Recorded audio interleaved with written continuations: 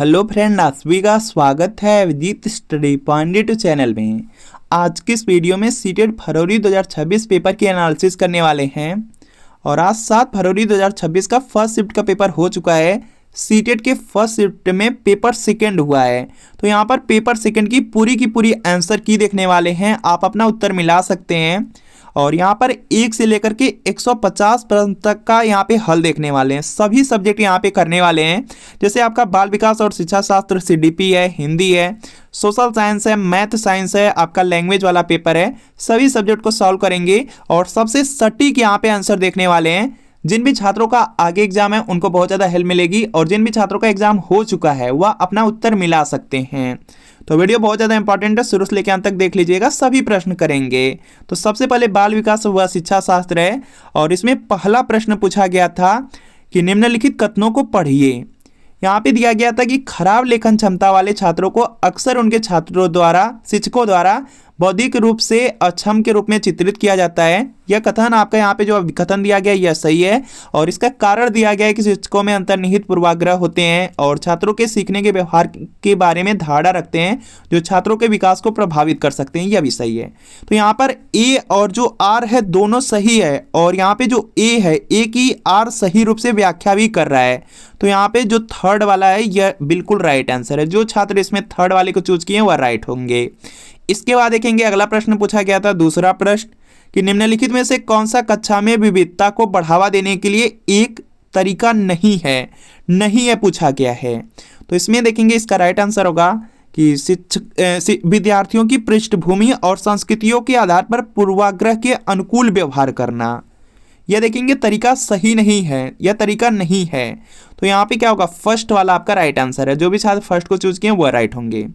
अगला देखेंगे तीसरा प्रश्न है, निम्नलिखित में से अधिगम क्षमता और इसके कारण होने वाली चुनौती का सही मेल कौन सा। सही मेल आपसे पूछा जा रहा है। तो इसमें देखेंगे हो जाएगा आपका यहाँ पे डिस्ग्राफिया वाला। यहाँ पे क्या होगा, लेखन वैकल्य सूक्ष्म पेशी कौशल और वर्तनी को प्रभावित करता है, जो लेखन वैकल्य होता है। तो यहाँ पे जो भी छात्र फोर्थ वाले को चूज किए वह राइट होंगे।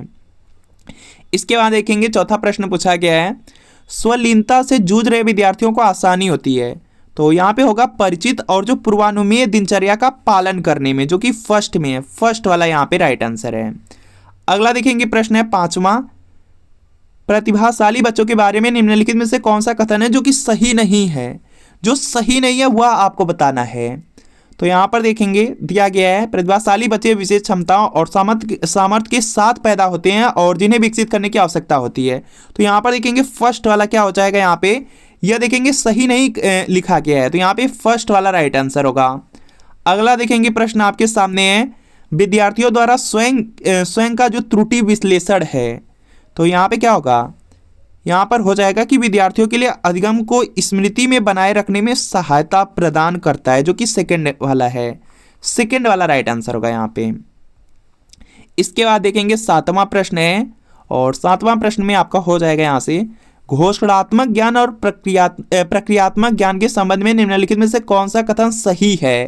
तो यहाँ पे इसका राइट आंसर होगा, इसमें हो जाएगा आपका पहला वाला, जो कि दिया गया प्रक्रियात्मक ज्ञान आमतौर पर कार्यविधि उन्मुख होता है, जो कि फर्स्ट में है। यहाँ पे फर्स्ट वाला राइट आंसर है। जो यहाँ पे मार्क किया जा रहा है वही राइट आंसर है। इसके बाद देखेंगे यहाँ पे आठवां प्रश्न है और आठवां प्रश्न में दिया गया, जिन विषय वस्तुओं को मौजूदा संज्ञानात्मक संरचनाओं के विस्तार या संशोधन की आवश्यकता होती है उन्हें सीखने में यहाँ पे लंबा समय लगता है और वे लंबी अवधि के लिए स्मृति में बने रहते हैं। यहाँ पे लंबा और लंबी होगा, जो कि दिया गया थर्ड वाले में। तो थर्ड वाला यहाँ पे राइट आंसर होगा। यहाँ पे क्या होगा, थर्ड वाला राइट आंसर होगा। इसमें लंबा समय लगता है और वे लंबी अवधि के लिए स्मृति में बने रहते हैं। तो थर्ड वाला राइट आंसर है। अगला देखेंगे नौवां प्रश्न पूछा गया था, इसको भी देख लेते हैं। यहाँ पे नौवां में देखिए दिया गया, शिक्षकों को बच्चों को ऐसे प्रश्नों पर ध्यान केंद्रित करने के लिए प्रोत्साहित करना चाहिए, जैसे कि मेरा सीखने का लक्ष्य क्या है और वहां पहुंचने के लिए मुझे क्या करने की ज़रूरत है। तो यहाँ पर देखेंगे जो आपका दिया गया है यहाँ पे फर्स्ट वाला तो यहाँ पे ए वाला अभिकथन सही है। बाकी यहाँ पे दूसरे को देखते हैं, आर वाला, जब छात्र समझते हैं कि उन्हें काम के प्रदर्शन का आत्म मूल्यांकन कैसे किया जाए तो वे इस समझ का उपयोग खुद को सीखने और अपनी प्रगति में मदद करने के लिए कर सकते हैं। तो यह भी सही है। यहाँ पर देखेंगे जो ए है, ए की व्याख्या आर वाला यहाँ पे सही रूप से कर रहा है। तो यहाँ पे क्या होगा, थर्ड वाला राइट आंसर होगा। यहाँ पे थर्ड वाला राइट आंसर होगा। ध्यान से देख लीजिए, इसमें थर्ड वाला राइट आंसर है।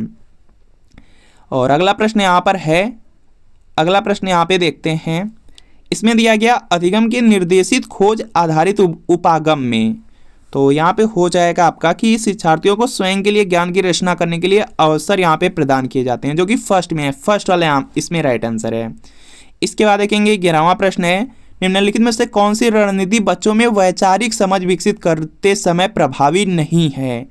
तो यहाँ पे इसका राइट आंसर हो जाएगा कि विद्यार्थियों से परिभाषा को ज्यों का त्यों याद करने के लिए कहना। यह जो रणनीति है बच्चों में वैचारिक समझ विकसित करने ते समय प्रभावी नहीं है। तो यहाँ पे सेकंड वाला राइट आंसर है, जो छात्र सेकंड को चूज किए वह राइट होंगे। इसके बाद देखेंगे नेक्स्ट है, एक सक्रिय माध्यमिक विद्यालय कक्षा किसके सैद्धांतिक सिद्धांतों पर स्थापित की जानी चाहिए। तो यहाँ पे इसका राइट आंसर होगा सामाजिक रचनावाद हो जाएगा। सामाजिक रचनावाद फर्स्ट में दिया गया, फर्स्ट वाला राइट आंसर है। इसके बाद देखेंगे 13वां प्रश्न है, और इसमें भी दिया गया निम्नलिखित कथनों को पढ़ना है और यहाँ पे आपको आंसर करना है। सहानुभूति यह समझने की योग्यता पर निर्भर करती है कि दूसरों की जो भावनाएं हैं और उनकी भावनाओं के अनुमान के लिए होता है। तो यहाँ पर देखेंगे जो दिया गया है आपके यहाँ पे अभिकथन ए में, तो यह तो आपका सही है। भावनाएं और संज्ञान एक दूसरे से संबंधित नहीं है, दिया गया नहीं दिया गया तो गलत हो जाएगा।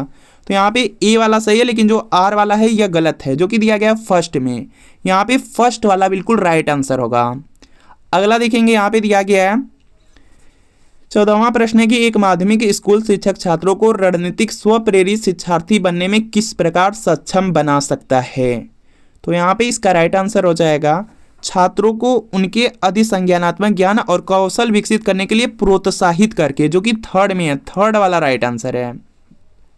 निम्नलिखित में से कौन सा आंतरिक अभिप्रेरणा का उदाहरण है। तो यहाँ पे इसका राइट आंसर हो जाएगा जो देखिए यहाँ पे आंतरिक अभिप्रेरणा दिया गया, कई बार यह प्रश्न कराया गया था। तो यहाँ पे क्या होगा, व्यक्तिगत रुचि या कार्य के आनंद से अभिप्रेरित यहाँ पे अभिप्रेरणा, जो कि फोर्थ में है, फोर्थ वाला राइट आंसर होगा।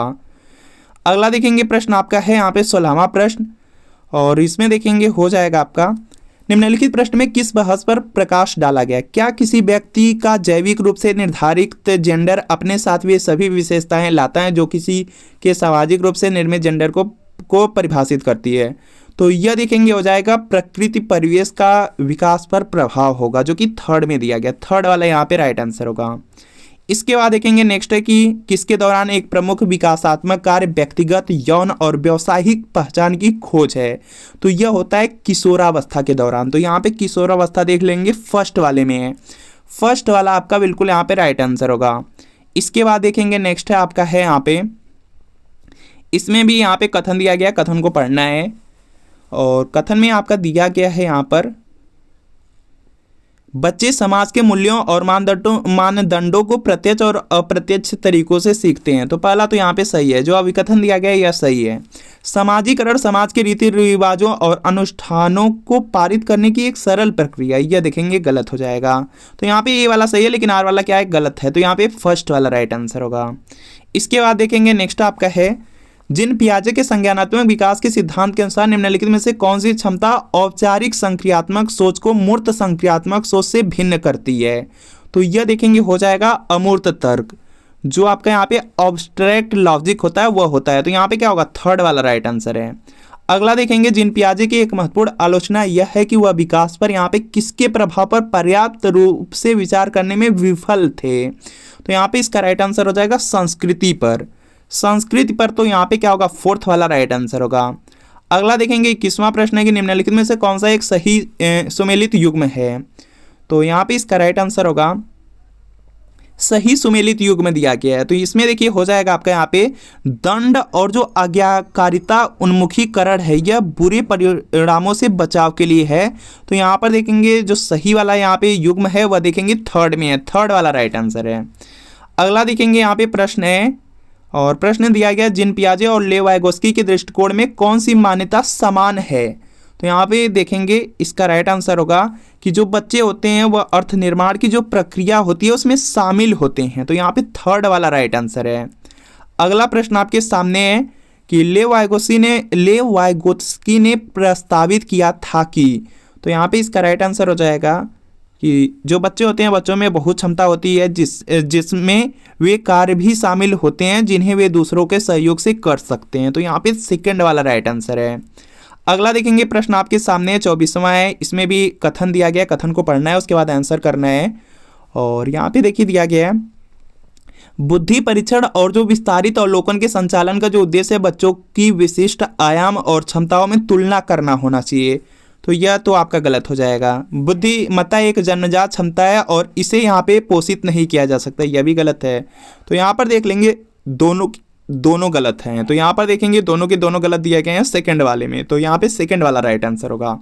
अगला देखेंगे एक शिक्षिका जो अपने माध्यमिक स्कूल की कक्षा में सचेत रूप से सभी जेंडर के वैज्ञानिकों के उदाहरण लेती है, वह कोशिश कर सकती है कि वे, तो यहाँ पे क्या है, वह जेंडर जो रूढ़िता है उसको तोड़ना चाहती है। तो यहाँ पे क्या होगा, थर्ड वाला बिल्कुल राइट आंसर होगा। थर्ड वाला यहाँ पे क्या होगा, राइट आंसर हो जाएगा। अगला प्रश्न आपके सामने है यहाँ पे, इसमें देखते हैं यहाँ पर ध्यान से देखिए। इसमें दिया गया है आपका यहाँ पे कि सभी लड़कियां मेहनती और ईमानदार होती हैं जबकि लड़के बुद्धिमान और रौबदार होते हैं। तो ये बिल्कुल गलत है। कभी भी यहाँ पर देखेंगे जेंडर यह रूढ़िवादिता के अंतर्गत आ जाता है, यह गलत बात है कि जो लड़कियां होती हैं मेहनती और ईमानदार होती है, जो लड़के होते हैं वह बुद्धिमान रौबदार होते हैं, यह बिल्कुल गलत है। लड़के भी तो यहाँ पे मेहनती और ईमानदार होते हैं, तो यह क्या होगा, गलत हो जाएगा। और यहाँ पे लड़कियाँ भी बुद्धिमान होती हैं रौबदार होती हैं, तो यह तो गलत है। अगला है दो विशिष्ट जैविक मस्तिष्क लड़कियों और लड़कों में शारीरिक और संज्ञानात्मक कौशल के साथ साथ व्यक्तित्व और स्वभाव में सभी में मतभेदों का उत्पादन करते हैं, यह भी गलत है। यहाँ पर देखेंगे दोनों गलत दिया गया है सेकंड वाले में, सेकंड वाला राइट आंसर होगा। अगला देखते हैं, यहाँ पे प्रश्न दिया गया है कि विद्यार्थियों के सीखने की प्राथमिकताओं में व्यक्तिगत भिन्नताओं को किस रूप में देखा जाना चाहिए। तो यहाँ पर देखेंगे हो जाएगा आपका विविधता का जो सामान्य चित्रण होता है उसके अंतर्गत होगा। तो यहाँ पर देखेंगे सेकंड वाला इसमें राइट आंसर है। इसमें क्या है, सेकंड वाला राइट आंसर है। अगला देखेंगे प्रश्न आपका दिया गया है, वह आकलन जो किसी विद्यार्थी के प्राप्त अंकों को अन्य विद्यार्थियों के औसत प्रदर्शन से तुलना करने के लिए किया जाता है। तो यह हो जाता है आपका यहाँ पे, इसको मानक संदर्भित कहा जाता है, जो कि नॉर्मल रिफरेंस्ड बोला जाता है जिसको। तो यहाँ पे क्या होगा, आपका ऑप्शन नंबर 1 वाला राइट आंसर होगा। अगला देखेंगे यहाँ पे दिया गया है, कक्षा आकलन के बारे में निम्नलिखित में से कौन से कथन सही हैं। पहला दिया गया, आकलन को छात्रों के अध्ययन करते समय संज्ञानात्मक प्रक्रियाओं को प्रभावित करना चाहिए, यह तो आपका सही है। अगला दिया गया, आकलन को अपने आप में सीखने के अनुभव के रूप में काम करना चाहिए, यह भी सही है। यह दो तो सही हैं। आकलन को छात्रों के सीखने के लिए डर और तनाव पैदा करना चाहिए, यह गलत है। आकलन मानकीकृत और मानक संदर्भित होना चाहिए, यह भी गलत है। तो यहाँ पर देखेंगे पहला और दूसरा सही है, जो कि दिया गया फोर्थ वाले में, तो फोर्थ वाला राइट आंसर होगा। अगला देखेंगे प्रश्न है कि निम्नलिखित में से कौन सा प्रश्न विद्यार्थियों के उच्च स्तरीय आलोचनात्मक और विश्लेषणात्मक चिंतन कौशल को बढ़ावा देगा। तो यहाँ पर देखेंगे, एक ही घटना को दर्शाने वाले 2 अखबारों के लेखों में जो निहित मान्यताओं की पहचान करे। तो यहाँ पे क्या होगा, थर्ड वाला राइट आंसर होगा। थर्ड वाला बिल्कुल यहाँ पे क्या होगा, राइट आंसर हो जाएगा। सीडीपी के 30 प्रश्न कंप्लीट हो गए। उसके बाद देखेंगे सीधा हिंदी के प्रश्न करेंगे, और हिंदी में देखेंगे 91 से लेकर के 120 तक प्रश्न है। और यहाँ पर देखेंगे सबसे पहले तो आपको यहाँ पे पद्यांश दिया गया, पद्यांश दिया गया है, उससे प्रश्न किया गया है।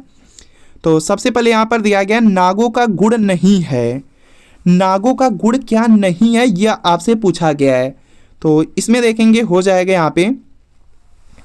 यहाँ पर देखेंगे हो जाएगा आपका यहाँ पे जो घुमक्कड़ होता है, यह नागों का गुण नहीं है। तो यहाँ पे फर्स्ट वाला राइट आंसर हो जाएगा। बाकी के जो गुण हैं वह नागों के गुण होंगे। तो यहाँ पे क्या होगा, फर्स्ट वाला राइट आंसर होगा।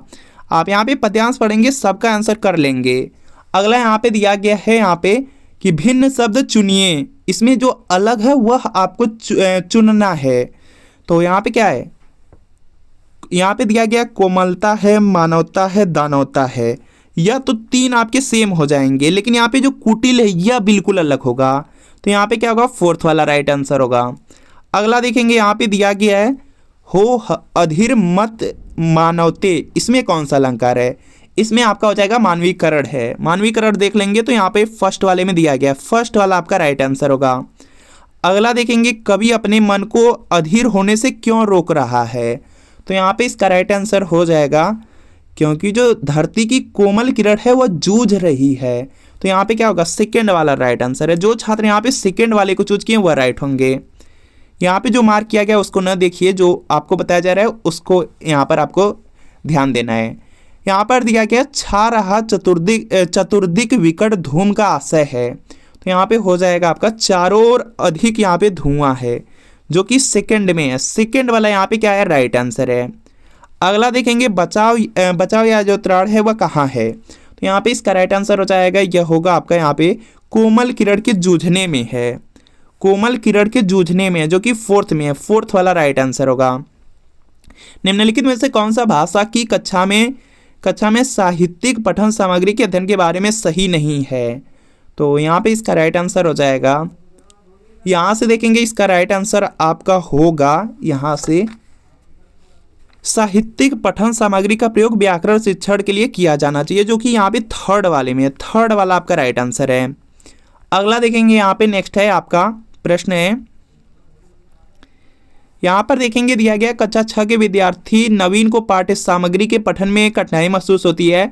अध्यापक उसे कुछ सरल स्तर की पाठ्य सामग्री पढ़ने के लिए देता है। अध्यापक उसके लिए साझा पठन सत्रों का भी आयोजन करता है। अध्यापक द्वारा जो दी जा रही इस मदद को क्या कहा जाएगा। तो इसको बोला जाता है स्कैफोल्डिंग बोला जाता है। इसको अवलंबन यहाँ पे हिंदी में बोला जाता है, जो कि फोर्थ में दिया गया है। फोर्थ वाला राइट आंसर होगा। अगला देखेंगे प्रश्न आपका दिया गया है, यहाँ पर देखेंगे अगला प्रश्न दिया गया है, भाषा शिक्षण अधिगम का कौन सा उपागम है जो इस मत में विश्वास करता है कि भाषा एक आदत है। भाषा एक आदत है, यह है श्रव्य भाषावाद, जो कि श्रव्य भाषावाद दिया गया थर्ड वाले में। तो थर्ड वाला राइट आंसर होगा। थर्ड वाला राइट आंसर होगा। अगला एक बच्चे को अपठित गद्य खंड पढ़ने के लिए दिया गया। बच्चे को इसे पढ़ करके उस गद्य खंड के नीचे लिखे प्रश्नों के उत्तर देने हैं। इस प्रकार के पठन को किस रूप में जाना जाता है। तो इसको जाना जाता है कि बारीकी से पठन होता है। इसको क्या बोला जाता है, स्कैनिंग, की वह स्कैनिंग कर रहा है, बारीकी से उसे पढ़ रहा है। तो थर्ड वाला राइट आंसर होगा। बारीकी से पढ़ेंगे तभी तो आप यहाँ पे जो गद्यांश वाला रहता है उसका आंसर कर पाते हैं। तो यहाँ पे क्या है, थर्ड वाला राइट आंसर है। एक अध्यापक विद्यार्थियों को 5 चित्र दिखाता है और इन चित्रों के आधार पर कहानी लिखने के लिए कहता है। यह जो गतिविधि है किसका उदाहरण है। तो इसको बोला जाता है यहाँ पे, इसको बोला जाता है रचनात्मक यहाँ पे लेखन बोला जाता है। और रचनात्मक लेखन दिया गया सेकंड में। सेकंड वाला राइट आंसर है। निम्नलिखित में से कौन सी भाषा में प्रदर्शन आधारित आकलन की विशेषता है। तो यहाँ पे इसका राइट आंसर होगा जो कि आपका यहाँ पे हो, यहाँ पे देखेंगे क्या होगा, जो संदर्भ सहित संप्रेषणात्मक कार्य हो। तो यहाँ पे सेकंड वाला राइट आंसर होगा। सेकंड वाला यहाँ पे गलत मार्क किया गया है। यहाँ पे जो सेकंड वाला है यह राइट आंसर होगा। अगला है पठन के बारे में दिए गए कथनों पर विचार कीजिए। तो यहाँ पर देखेंगे क्या हो जाएगा, यहाँ पर ध्यान से आप लोग देखेंगे दिया गया है पठन के बारे में दिए गए कथनों पर विचार कीजिए। पठन केवल अक्षर ध्वनि संबंध की समझ और शब्दों को सही प्रकार से उच्चारित करना भर है। तो यह तो आपका सही है, पठन में इतना ही आता है। यहाँ पर देखेंगे यहाँ पे लिखा गया पठन केवल अक्षर ध्वनि संबंध की समझ और शब्दों को सही प्रकार से उच्चारित करना भर है, यह गलत होगा। पठन अर्थ तक पहुँचने के लिए संकेतों को डिकोड करना है, यह देखेंगे सही है। तो यहाँ पे क्या होगा, बी वाला सही है और ए वाला गलत है। तो यहाँ पर देख लेंगे तो यहाँ पे फर्स्ट वाले ऑप्शन में दिया है, फर्स्ट वाले ऑप्शन में यहाँ पे दिया गया है। तो फर्स्ट वाला राइट आंसर होगा। अगला दिया गया है कि एक अध्यापक को अपने विद्यार्थियों के श्रवण कौशल का आकलन करना है। श्रवण आकलन हेतु वह किस गतिविधि का चयन कर सकता है। तो यहाँ पे इसका राइट आंसर हो जाएगा, यहाँ पर देखेंगे हो जाएगा कि अध्यापक कहानी सुनाता है और इसके बाद बोध आधारित प्रश्न पूछता है, जो कि यहाँ पे फोर्थ वाला राइट आंसर होगा। फोर्थ वाला इसमें राइट आंसर हो जाएगा। इसके बाद देखेंगे नेक्स्ट है कि निम्नलिखित में से कौन सा भाषा के अर्थ के पहलुओं से संबंधित है। तो यहाँ पे इसका राइट आंसर होगा, यह हो जाएगा अर्थग्राम हो जाएगा। अर्थग्राम दिया गया फोर्थ वाले में, तो फोर्थ वाला आपका राइट आंसर है। अगला देखेंगे यहाँ पे प्रश्न दिया गया 106वां प्रश्न है, और निम्नलिखित में से कौन सा भाषा अधिगम का सिद्धांत नहीं है। तो यहाँ पे क्या हो जाएगा, भाषा अधिगम का सिद्धांत नहीं है। तो यह यहाँ पे दिया गया भाषा व्याकरण की संरचना नियमों के कंठस्थीकरण के माध्यम से सीखी जाती है, यह भाषा अधिगम का सिद्धांत नहीं है। तो सेकंड वाला राइट आंसर होगा। अगला दिया गया कक्षा 6 का एक अध्यापक श्यामपट्ट के बिल्कुल मध्य में एक शब्द लिखता है और शिक्षार्थियों से उन सभी शब्दों के बारे में सोचने विचारने के लिए कहता है जो मध्य में लिखे इस शब्द से संबंधित हो। इस गतिविधि का मुख्य उद्देश्य क्या है? तो यहाँ पे इसका राइट आंसर हो जाएगा, यह शिक्षार्थियों की जो शब्द संपदा होती है उसमें सुधार करना चाह रहा है। तो यहाँ पे क्या होगा? फोर्थ वाला राइट आंसर है। जो भी छात्र इसमें फोर्थ को चूज किए वह राइट होंगे। अगला दिया गया अभिकथन है और इसको पढ़ना है और कारण है उसको भी पढ़ना है। तो यहाँ पे दिया गया है, यहाँ पर देखेंगे दिया गया शुरुआती वर्षों में भाषाओं के अधिगम में देरी करना बच्चों के लिए नई भाषाओं के अर्जन में कठिनाई पैदा करता है। यह तो आपका यहाँ पे क्या है? सही है। दूसरा दिया गया बच्चों के शुरुआती वर्ष भाषा अर्जन के लिए बहुत ही संवेदनशील अवधि होता है, यह होती है, यह भी सही है। और इसमें जो ए वाला है उसकी जो व्याख्या है वह आर वाला कर रहा है। तो यहाँ पे क्या है? थर्ड वाला राइट आंसर हो जाएगा कि ए और आर दोनों सही है, आर ए की सही व्याख्या है। तो यहाँ पे थर्ड वाला राइट आंसर होगा। अगला प्रश्न आपके सामने है, बहुभाषावाद के संदर्भ में बुनियादी चरण के राष्ट्रीय पाठ्यचर्या जो रूपरेखा 2022 है उसका एक मुख्य सिद्धांत है। तो यहाँ पे इसका राइट आंसर हो जाएगा, इसमें जो राइट होगा वह होगा बहुभाषावाद के संज्ञानात्मक और सामाजिक सांस्कृतिक दोनों ही लाभ हैं। फर्स्ट वाला राइट आंसर होगा। यहाँ पे क्या होगा? फर्स्ट वाला राइट आंसर होगा। इसके बाद देखेंगे अगला प्रश्न है, कुछ वाक समुदायों में एक ही भाषा के विविध प्रकार साथ साथ विद्यमान है। सभी प्रकारों के सामाजिक कार्यों की जो विशिष्ट श्रृंखला है इस स्थिति को किस रूप में वर्णित किया जाएगा? तो यह होगा आपका यहाँ पे द्विभाषा रूपिता, जिसको यहाँ पे डिग्लॉसिया भी बोला जाता है। तो यहाँ पे क्या होगा? फर्स्ट वाला राइट आंसर है। अगला देखेंगे, बच्चे अपने जोड़ीदार के साथ कार्य करते हैं। एक पाठ्य सामग्री को दो खंडों में विभाजित किया जाता है। एक बालक अपनी पाठ्य सामग्री अपने जोड़ीदार को पढ़ करके सुनाता है और दूसरा बालक उसे सुन करके लिखता है। फिर दोनों समूची यहाँ पे पाठ्य सामग्री पर कार्य करते हैं। इस गतिविधि को क्या कहेंगे? इसको बोला जाता है कि जारी रहने वाला श्रुतलेख। इसको रनिंग डिक्टेशन बोला जाता है, रनिंग डिक्टेशन। तो यहाँ पे क्या होगा? थर्ड वाला राइट आंसर होगा। पहले ही आपको यहाँ पे बताया गया था कि जिसमें अच्छे से यहाँ पे कोष्टक में बता करके लिखा जाता है वह ज़्यादा यहाँ पे सही होने की संभावना भी रहती है ऐसे प्रश्नों में। तो यहाँ पे क्या है? थर्ड वाला राइट आंसर है। इसके बाद देखेंगे यहाँ पे 112 से 120 तक प्रश्न है जो कि गद्यांश से आपको करने हैं। गद्यांश में सब कुछ लिखा गया, सिर्फ उसका आंसर करना है। तो गद्यांश आप लोग पढ़ ही चुके हैं, तो इसमें चलिए प्रश्न करते हैं। गद्यांश के अनुसार अनुभव सिद्ध समुदाय का अंग नहीं है। तो इसमें देखेंगे हो जाएगा आपका, यहाँ पर देखेंगे कौन होगा? यहाँ पे वयोवृद्ध वैज्ञानिक होगा। यहाँ पे क्या होगा? गद्यांश के अनुसार जो अनुभव सिद्ध समुदाय का अंग नहीं है पूछा गया, तो वयोवृद्ध वैज्ञानिक होगा जो कि थर्ड में है। इसके बाद देखेंगे नेक्स्ट आपका है भिन्न शब्द पहचानिए। तो इसमें देखेंगे जो यहाँ पे जो भिन्न शब्द है उसमें साहित्य होगा, फर्स्ट वाला राइट आंसर होगा। अगला देखेंगे कुदरती संसाधनों के उपयोग की मर्यादा का आशय है।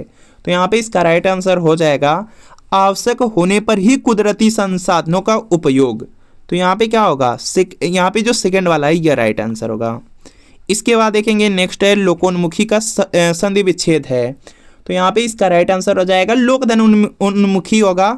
और देख लेंगे लोकधन उन्मुखी दिया गया फर्स्ट वाले में, तो फर्स्ट वाला आपका राइट आंसर हो जाएगा। इसमें दिया गया अगला प्रश्न है यहाँ पे खालिस्तान की परंपरा का वर्णन नहीं है। तो यहाँ पे इसका राइट आंसर हो जाएगा लोकगीत। जो लोकगीत है, लोकगीत की परंपरा का वर्णन नहीं है, तो फर्स्ट वाला राइट आंसर है। अगला दिया गया मौखिक परंपरा की विशेषता नहीं है। तो यहाँ पे इसका राइट आंसर हो जाएगा जो किताबों की जरूरत होना। मौखिक परंपरा की विशेषता क्या नहीं है? किताबों की जरूरत होना, जो कि सेकंड में, सेकंड वाला राइट आंसर है। लोकशाला के लिए उचित वक्तव्य है। तो यहाँ पे इसका राइट आंसर हो जाएगा कि यह स्वावलंबी और निःशुल्क शिक्षा देती थी। लोकशाला के लिए जो उचित वक्तव्य है वह यह है कि यह स्वावलंबी और निःशुल्क शिक्षा देती है। थर्ड वाला राइट आंसर है। अगला है कि लोकशाला के संदर्भ में किस बात की जरूरत नहीं है। तो यहाँ पे इसका राइट आंसर हो जाएगा यहाँ से कि लोकशालाओं में किताबी ज्ञान देने की, जो कि यहाँ पे फर्स्ट में दिया गया, फर्स्ट वाला आपका यहाँ पे राइट आंसर हो जाएगा। इसके बाद देखेंगे नेक्स्ट कि लोकशाला में क्या सीखने को मिलेगा। तो यहाँ पे इसका राइट आंसर हो जाएगा पुस्तकेतर अनुभव आधारित ज्ञान हो जाएगा, जो कि यहाँ पे फोर्थ में दिया गया, फोर्थ वाला आपका राइट आंसर होगा। तो फ्रेंड आपको बताना है कि जो आपको यहाँ पे 60 प्रश्न कराए गए हैं उनमें कितने प्रश्न आपके सही हो रहे हैं। बाकी का जो आपका सोशल साइंस हो गया, जो आपका मैथ साइंस है, बाकी यहाँ पे जो लैंग्वेज सेकंड है वह आपको यहाँ पे नेक्स्ट वीडियो में करा दिया जाएगा। तो मिलते हैं फ्रेंड आपसे नेक्स्ट वीडियो में।